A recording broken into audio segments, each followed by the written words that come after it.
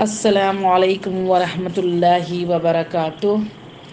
الحمدللہ اللہ تعالیٰ کا بہت بہت شکر اور احسان ہے کہ اللہ تعالیٰ کی توفیق سے ہم اس سال 2024 کو حج کے فریضہ کے لیے مکہ روانہ ہوئے۔ ہماری کوشش پچھلے سال بھی تھی مگر وہ ممکن نہ ہو پائی۔ پھر ہم نے اس سال کوشش کی، ارادہ کیا کہ اس سال ہم کسی طرح سے اس فریضہ کو انجام دے پائیں۔ اس میں ہمارے بچوں کی بھی بہت چاہت تھی کہ آپ لوگ ضرور جائیں حج کے لیے۔ پھر ہم نے جلدی ویزا کے لیے اپلائی کیا، پاسپورٹ بھی ہمارا بنا اور اللہ تعالیٰ کی توفیق سے سب کچھ ہوتا چلا گیا۔ بہت جلدی میں سب ہوا ہے۔ اور پھر ہم جو ہے سفر کے لیے الحمدللہ میں اپنے شوہر کے ساتھ روانہ ہو گئی۔ پہلے ہم لوگ جدہ پہنچے اور جدہ سے پھر ہم مکہ روانہ ہو گئے۔ مکہ میں ہم 4 دن رہے اور وہاں سے ہمیں مینا روانہ کر دیا گیا، یعنی حج کا رکن شروع ہو گیا جو 5 دنوں کا ہوتا ہے۔ مینا میں پہنچنے کے بعد دن بھر ہم کیمپ میں رہے اور رات کے وقت ہمیں عرفات کے لیے نکلنا تھا۔ سبھی لوگ نکل گئے بائی بس۔ ہم لوگ صبح 8 بجے کے قریب عرفات کے میدان پہنچ گئے۔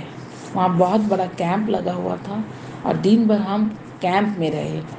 پورا راستے بھر ہم لوگ یہی ورد کرتے رہے، لبیک اللہم لبیک لبیک لا شریک لک لبیک ان الحمد والنعمت لک والملک لا شریک لک۔ یہ گونج ہر جانب ہو رہی تھی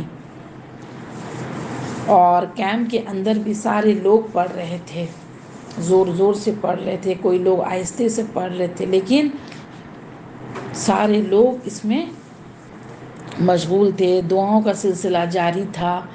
سب لوگ اپنی اپنی فکر میں لگے ہوئے تھے، کوئی کچھ دعا مانگ رہے تھے، اپنی اپنی ایک فکر سب کے چہرے پہ نظر تھی۔ اور عصر ہوتے وقت جو ہے ہمیں یہ بولا گیا کہ اب کیمپ سے نکل کر باہر آ جائیں اور کھلے میدان میں دعاؤں کا سلسلہ جاری ہو گیا۔ سبوں کے ہاتھ کھلے ہوئے تھے، کھلے آسمان کے نیچے سبھی لوگ دعائیں مانگ رہے تھے۔ سب اپنی اپنی حاجتوں میں لگے ہوئے تھے کہ اللہ تعالیٰ کے سامنے سب محتاج تھے۔ دعا کا سلسلہ مغرب تک جاری رہا اور پھر مغرب کے اذان سے پہلے سبوں کو پھر مزدلفہ کے لیے روانہ کر دیا گیا۔ مغرب کی نماز وہاں نہیں پڑھنا تھا۔ مزدلفہ ہم لوگ 8-9 بجے رات کے قریب پہنچ گئے۔ وہاں ہم لوگ مغرب اور عشاء مابین صلاۃ ایک ساتھ نماز پڑھی اور کچھ ہمارے پاس کچھ کھانے کی چیز تھی۔ کھانے کے بعد ہم لیٹ گئے۔ کھلے آسمان کے نیچے ہمیں زمین میں لیٹ جانا تھا۔ وہ منظر بھی بڑا عجیب منظر تھا، دیکھنے لائق منظر تھا کہ کسی قسم کا وہاں پر کوئی لگژری نہیں تھی۔ اللہ کے نزدیک سارے بندے ایک ہی تھے، احرام کی حالت میں تھے سبھی لوگ، اور جس کو جہاں جگہ ملی سارے لوگ زمین میں لیٹ گئے۔ اور اللہ کے یہاں کتنے محتاج تھے سب لوگ کہ نہ وہاں کوئی اے سی تھا، نہ کوئی بہت کچھ اچھا انتظام تھا۔ کوئی وی آئی پی ہے، کوئی ملک کا پرائم منسٹر بھی اگر وہاں پر ہوگا تو سب ایک ہی حالت میں تھے۔ وہ ایک رکن ہے حج کا جو سب کو وہاں پر رات گزارنی ہے بغیر کسی شکوہ شکایت کے۔ صرف صبر کرنا ہے، صبر کا مظاہرہ ہر جگہ کرنا ہے، صبر کا مظاہرہ کرتے ہوئے اس رات کو گزارنا ہے۔ اور صبح فجر کی اذان ہوئی، نماز پڑھتے ساتھ پھر ہمیں مینا کی طرف روانہ کر دیا گیا۔ مینا اس دن یوم النحر تھا جب ہم پہنچے مینا۔ جب مینا پہنچے وہاں سے ہم غسل وغیرہ سے فارغ ہونے کے بعد پھر جمرات کے لیے نکلے کنکریاں مارنے۔ کنکریاں ہم نے مزدلفہ سے ہی چن لی تھیں۔ 3 دن کنکریاں مارنا ہے، پہلے دن، دوسرے دن اور تیسرے دن۔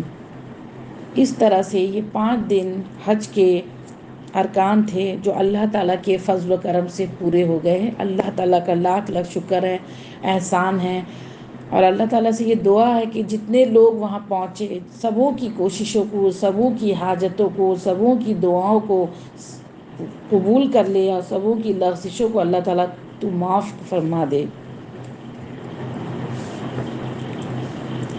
اور اس فریضے سے اللہ تعالیٰ سبوں کو سبدوش کرے، آمین۔ ہماری نسلوں کو بھی اللہ تعالیٰ وہاں جانا نصیب کرے۔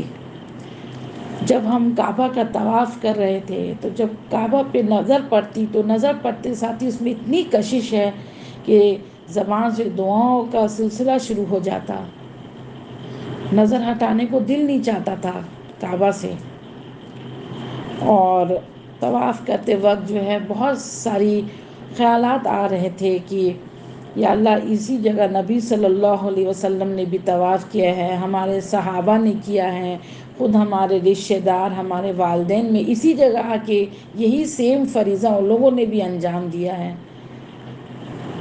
جب میرے والدین کا خیال آتا تھا تو میری آنکھ سے آنسو جاری ہو جاتے تھے کہ یا اللہ جب وہ آئے تھے تو اتنی یہاں پر اتنی سہولتیں نہیں تھیں جو سہولتیں آج ہمیں نصیب ہوئی۔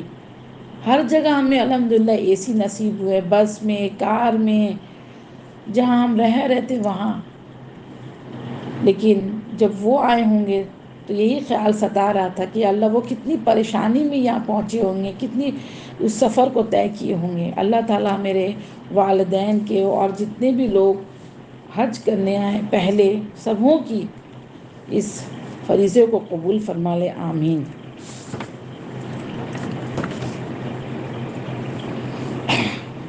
ہم دنیاوی معاملات میں پھنستے چلے جاتے ہیں، کبھی ہمارا دھیان نہیں آتا ہے کہ یہ بھی ایک فریضہ ہے، جس کے پاس مال ہے، جس کے پاس اتنی دولت ہو چکی ہے کہ جو اس خرچ کو برداشت کر سکے تو وہ اللہ تعالیٰ کے اس حق کو پورا کرنے کے لیے نکل جائے،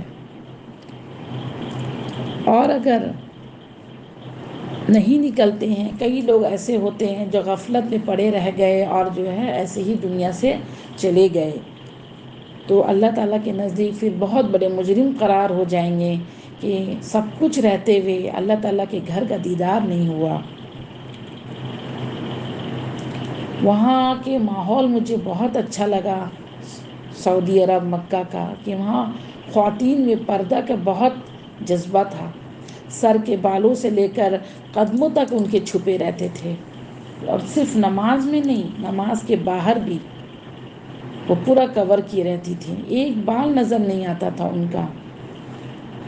اور جتنے بھی انڈونیشین، ملیشین، تقریباً پوری دنیا کے کئی ممالک کے لوگ مجھے وہاں نظر آئے، ان کے بغل میں نماز بھی پڑھی میں نے، الحمدللہ، اللہ کا شکر ہے۔ لیکن اتنے لوگوں میں سبوں کی طور طریقے الگ تھے، سبوں کے لباس کا پہننے کا طریقہ الگ تھا، سبوں کی زبانیں الگ تھی، لیکن الحمدللہ نماز سب کی ایک جیسی تھی، اور سبوں کے ہاتھ میں قرآن تھا۔ یہ اللہ تعالیٰ کی بہت بڑی نعمت ہے، بہت بڑی نعمت ہے کہ اللہ تعالیٰ نے ہمیں مسلمان پیدا کیا، الحمدللہ۔ حج کے دوران جو بھی ارکان کے دوران جو کچھ بھی ہم نے سیکھا کرا، اس سے مجھے یہی سمجھ میں آیا کہ وہاں صرف صبر کی ضرورت ہے، اور اس فریضوں کو انجام دینے کے لیے صحت ہونا بہت ضروری ہے، کیونکہ وہاں طواف ہے، سعی ہے، سارے ارکان میں چلنے کی بہت ضرورت ہے۔ ویسے ویل چیئر میں بھی میں نے لوگوں کو دیکھا، لیکن وہ کافی تکلیف دہ ہیں، اس لیے 2 چیز حج کے دوران صحت اور صبر کی بہت ضرورت ہے۔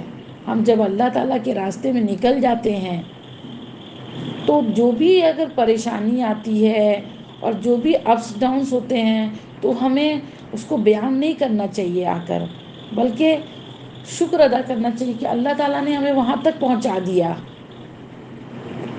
جو ہم پہ فرض ہو چکا تھا، جو فریضہ ہم پر۔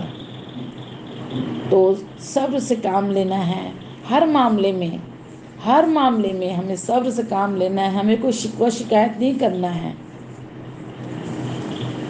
بہت صبر و تحمل کی ضرورت ہے، اور اللہ تعالیٰ سبوں کو وہاں پہنچنا نصیب کرے اور اس فریضے کو انجام دینے والا بنائے۔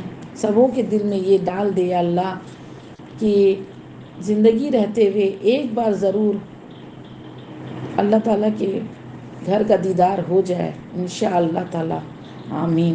باقی سارے معاملات تو ہوتے ہی رہتے ہیں، ہوتے ہی رہیں گے، لیکن اللہ تعالیٰ اس کی بھی توفیق سبوں کو دے دے کہ وہاں تک پہنچ جائے،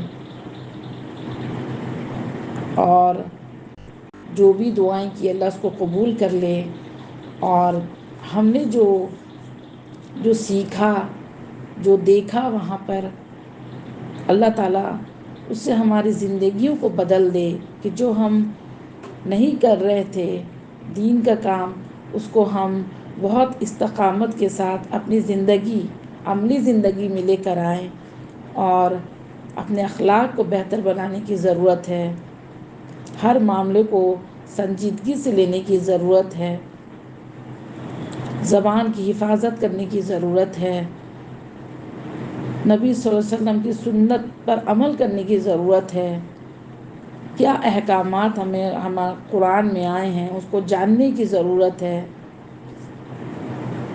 قرآن کو مضبوطی سے پکڑنے کی ضرورت ہے۔